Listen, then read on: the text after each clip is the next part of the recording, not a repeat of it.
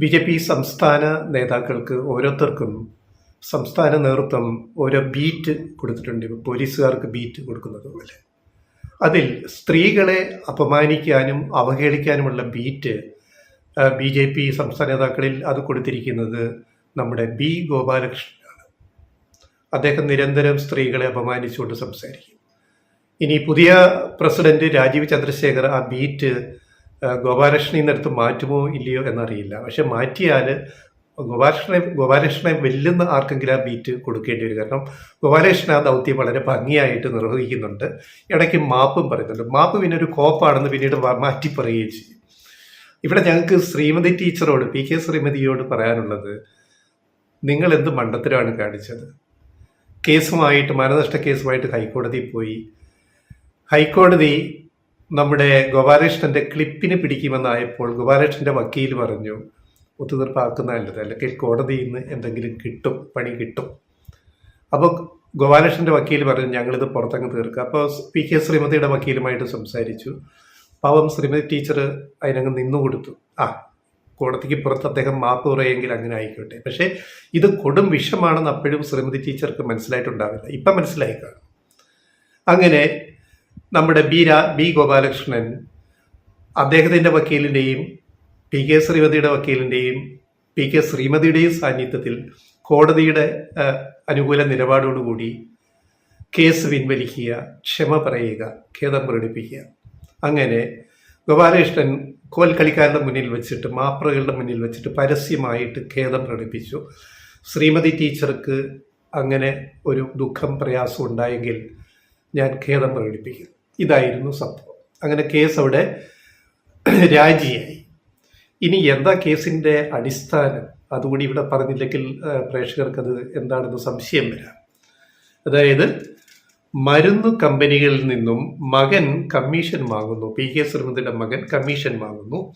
ബിനാമി company സർക്കാരിന് മരുന്ന് നൽകി പണം വാരിക്കൂട്ടുകയാണ് എന്നാണ് ചാനൽ ചർച്ചയിൽ പ്രൈം ടൈമിൽ വന്നിരുന്ന ബി ഗോപാലകൃഷ്ണൻ പറഞ്ഞുകൊടുത്ത് ശ്രീമതി ടീച്ചർക്കെതിരെയും ചില വാചകങ്ങളോടെ പറഞ്ഞു. ഇതാണ് മാനനഷ്ട കേസായിട്ട് ടീച്ചർ കോടതിയിലേക്ക് കൊണ്ടുപോയത്. ഇനിയിപ്പോൾ എന്താ സംഭവം? മാപ്പ് പറഞ്ഞു കഴിഞ്ഞ് പിന്നെ അത് കോപ്പാണെന്ന് കൂടി ബി ഗോപാലകൃഷ്ണൻ തെളിയിച്ച് ഈ മാപ്പ് എന്ന് പറയുന്നത് അത് പിന്നീട് പറഞ്ഞത് അടുത്ത ദിവസം പ്ലേറ്റ് മാറ്റി പറഞ്ഞു മാപ്പ്, ഖേദം ടീച്ചറോട് ഖേദം പ്രകടിപ്പിച്ചത് ടീച്ചർക്ക് നൽകിയ ഒരു ഔദാര്യമായിരുന്നു, അല്ലാതെ എനിക്ക് വലിയ ഖേദമൊന്നുമില്ല. അതൊരു ഔദാര്യമായിട്ട് ഞാൻ കണക്കാക്കി. ടീച്ചറുടെ കാര്യം കണ്ടിട്ട് കഷ്ടം തോന്നി. ടീച്ചർ ഒരു തീർപ്പിന് തയ്യാറായി വന്നതുപോലെ ഞാനൊരു ഔദാര്യം പറഞ്ഞു. അങ്ങനെയുള്ള എങ്ങനെയുണ്ട് എൻ്റെ ബുദ്ധി? ഇതാണ് ബി ഗോപാലകൃഷ്ണൻ. ഇനി ഈ കിട്ടിയ അവസരം മുതലെടുത്തിട്ട് സംഘി ഹാൻഡിലുകൾ, സോഷ്യൽ മീഡിയയിലെ സംഘി ഹാൻഡിലുകൾ അത് എവിടെ എത്തിച്ചു? അതായത് ആരോപണം കോടതിയിൽ തെളിയുമെന്നായപ്പോൾ ശ്രീമതി ഗോപാലകൃഷ്ണന്റെ കാല് പിടിച്ചു. എങ്ങനെയുണ്ട്? നുണ പറയുന്നതിൽ സംഘികളെ വെല്ലാൻ മറ്റാരുമില്ല. സ്ത്രീകളെ ആക്ഷേപിക്കുന്നതിലും നുണ പറയുന്നതിലും. നുണ പറയാൻ ഒരു ഉളുപ്പുമില്ലാത്തൊരു വർഗമാണിത് സംഘികൾ എന്ന് പറയുന്നത്. എന്ത് നുണയും തട്ടിവിടും. ഇപ്പം ടീച്ചർക്ക്, പി.കെ. ശ്രീമതി ടീച്ചർക്ക് എന്ത് തോന്നുന്നു? ഇത് കേസ് കൊണ്ടങ്ങ് ഹൈക്കോടതി പോകണമായിരുന്നു അങ്ങേ അറ്റം വരെ എന്ന് തോന്നുന്നു ഇപ്പം, അല്ലേ? ഇവനെയൊന്നും വെറുതെ വിടാൻ പറ്റില്ല. അതിപ്പോൾ മനസ്സിലായല്ലോ. ആരാ ഇനമെന്ന് മനസ്സിലായല്ലോ, ഇനം എന്താണെന്ന് മനസ്സിലായല്ലോ. ഇനി അടുത്ത ഘട്ടം. അപ്പം ഇതിൽ നിന്ന് അദ്ദേഹം ഒരു പാഠവും പഠിച്ചില്ല ഗോപാലകൃഷ്ണൻ. ഗോപാലകൃഷ്ണൻ നമ്മുടെ ആശമാരുടെ മുടിമുറിക്കൽ സമരപ്പന്തലിൽ എത്തി വലിയ ആളായിട്ട് ഘോരഘോരം പ്രസംഗിച്ചു. അവിടെ അടുത്ത സ്ത്രീ വിദ്വേഷം അവിടെ കെട്ടഴിച്ചു. ഒരു പണി കിട്ടാറായപ്പോൾ ഇടപെട്ട് കാല് പിടിച്ച് ഖേദം പ്രകടിപ്പിച്ച് അതിൽ നിന്ന് ഊരി. അതുകൊണ്ടും പാഠം പഠിക്കാതെ അടുത്ത വെടി പൊട്ടിച്ചു സ്ത്രീകൾക്കെതിരെ. എന്താണ് പിന്നെ അവിടെ ചെന്ന് പറഞ്ഞ എന്താണ്? സുപ്രിയ മേനോൻ അർബൻ നക്സൽ, അഹങ്കാരി. മല്ലിക സുകുമാരൻ മരുമകളെ നിലയ്ക്ക് നിർത്തണം പി ഗോപാലകൃഷ്ണൻ. എങ്ങനെയുണ്ട്? ഇപ്പൊ അമ്മായിമ്മമാരുടെ ജോലി, മരുമകളെ നിലനിർത്തുന്ന ആ കാലമൊക്കെ എന്നേ കഴിഞ്ഞു പോയി എന്ന് ഗോപാലകൃഷ്ണൻ അറിയില്ലേ? ഇപ്പം വ്യക്തിത്വമുള്ള മരുമക്കളും ഉണ്ട്. ആ വ്യക്തിത്വം മാനിക്കുന്ന അമ്മായിയമ്മമാരും അമ്മായി അപ്പന്മാരും ഒക്കെ ഉള്ളൊരു നാടാണിത്. ഇദ്ദേഹം എത്ര ദശകം എത്ര കാലം പിന്നിലാണ്, ഏത് ലോകത്താണ് ഈ മനുഷ്യൻ ജീവിക്കുന്നത് എന്നത് വെളിവാക്കുന്ന ഒരു പ്രസ്താവനയാണിത്. അർബൻ നക്സലാണത്രേ. എന്താ അർബൻ നക്സൽ എന്ന് പറഞ്ഞാൽ? സുപ്രിയ മേനോനെ, പൃഥ്വിരാജിന്റെ ഭാര്യയെ അർബൻ നക്സൽ എന്ന് വിളിക്കാൻ എന്ത് തെളിവാണ് മിസ്റ്റർ ഗോപാലകൃഷ്ണ താങ്കളുടെ കയ്യിലുള്ളത്? മാത്യു പിഴനാടന് പറ്റിയതുപോലെയാണ് വീണയ്ക്കെതിരെ, മുഖ്യമന്ത്രിയുടെ മകൾക്കെതിരെ എക്സാലോജിക്ക് കേസുമായിട്ട് പോയിട്ട് ഒരു തെളിവും കോടതിയിൽ ഹാജരാക്കാതെ കോടതിയുടെ വിമർശനം ഏറ്റുവാങ്ങി ഹർജിയും തള്ളപ്പെട്ടിട്ട് നിരായുധനായി നാണം കെട്ട് തിരിച്ചു പോയെന്ന മാത്യു പിഴനാടൻ MLA നമുക്കറിയാം. എന്ന് പറഞ്ഞ പോലെയാണ് ശ്രീമതി ടീച്ചറിന്റെ മകനെതിരെ ഉന്നയിച്ച ഒരു ആരോപണം തെളിയിക്കാൻ കോടതി കഴിഞ്ഞില്ല. അപ്പൊ പിന്നെ പുറത്തൊരു മാപ്പ്, ഒരു ഔദാര്യമായിട്ട് അത് പിന്നെ വ്യാഖ്യാനിക്കുക. ഇനി ഇതിപ്പം ഇതിപ്പോ എമ്പുരാനിൽ എത്തിയല്ലോ, അതാണല്ലോ വിഷയം. എമ്പുരാനിൽ കുറെ ദിവസങ്ങൾക്ക് ശേഷം റീഎഡിറ്റ് ചെയ്ത, റീസെൻസർ ചെയ്ത പുതിയ എമ്പുരാനാണ് ഇന്ന് തിയേറ്ററിലെത്തുമെന്ന് പറയുന്നത്. അതോടൊപ്പം അതിൻ്റെ പ്രധാന നിർമ്മാതാവ് ആന്റണി പെരുമ്പാവൂർ ഇന്ന് മാധ്യമങ്ങളോട് സംസാരിച്ചു. ചില പുകമറകൾ ക്ലിയറാക്കാൻ, സംശയങ്ങൾക്ക് നിവാരണം വരുത്താൻ ആന്റണി പെരുമ്പാവൂരിൻ്റെ ഈ പ്രസ്താവന കൊണ്ട് സാധിച്ചിട്ടുണ്ട്. അതായത് കഴിഞ്ഞ ദിവസം മല്ലിക സുമാരൻ പറഞ്ഞത്, പൃഥ്വിരാജിനെ, എൻ്റെ മകനെ എല്ലാവരും കൂടി ഒറ്റപ്പെടുത്തുന്നു, ആരും സപ്പോർട്ട് ചെയ്യുന്നില്ല എന്നവർ വിലപിച്ചു. ഇന്നിപ്പോൾ ആന്റണി പെരുമ്പാവൂർ പറഞ്ഞത് ഒരു സംശയം നീക്കി. അതായത് ഈ സിനിമയുടെ കഥയും തിരക്കഥയും കാര്യങ്ങളും എല്ലാം മോഹൻലാലിനും അറിയാമായിരുന്നു, ലാൽ സാറിനും അറിയാമായിരുന്നു എന്നാണ് അദ്ദേഹം പറഞ്ഞത്. എന്ന് പറഞ്ഞാൽ ഇതിലെ പ്രമേയം, ഈ പറയുന്ന ഗുജറാത്ത് വംശഹത്യയുടെ ചിത്രീകരണം ഉൾപ്പെടെ അതിൻ്റെ കഥയും തിരക്കഥയും കാര്യങ്ങളും എല്ലാം അതിനെപ്പറ്റി എല്ലാവർക്കും അറിയായിരുന്നു, മോഹൻലാലിനും അറിയായിരുന്നു. അപ്പം ചോദ്യം വന്നു, മേജർ രൂപിൻ എന്താ അങ്ങനെ പറഞ്ഞത്? അപ്പോൾ അതൊന്നും നമുക്കറിയില്ല, അതിനോട് മറുപടി വരേണ്ട കാര്യം നമുക്കില്ല. നമുക്കറിയാം, ഞാനും മോഹൻലാൽ സാറും പൃഥ്വിരാജും മുരളി ഗോപിയും എല്ലാം ഇരുന്ന് ഒരുമിച്ച് ചർച്ച ചെയ്ത തിരക്കഥയാണ്.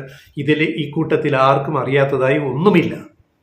അപ്പം മോഹൻലാൽ ഇതൊക്കെ ഇങ്ങനെ ചിത്രീകരിച്ചൊന്നും അറിഞ്ഞില്ല എന്ന് പറയുന്ന ആ നുണ ഇവിടെ പൊളിച്ചടുക്കപ്പെടുകയാണ് ആന്റണി പെരുമ്പാവൂരിന്റെ വാക്കുകളിലൂടെ. അപ്പൊ എന്തായാലും എമ്പുരാൻ എന്ന സിനിമ അതിന്റെ ദൗത്യം നിർവഹിച്ചു കഴിഞ്ഞു ഇതിനകം തന്നെ. അത് മുതൽ മുടക്കം കഴിഞ്ഞ് ലാഭത്തിലേക്ക് പോയി, പ്രേക്ഷകരുടെ പിന്തുണ കൊണ്ട്. അതൊരു കാര്യം.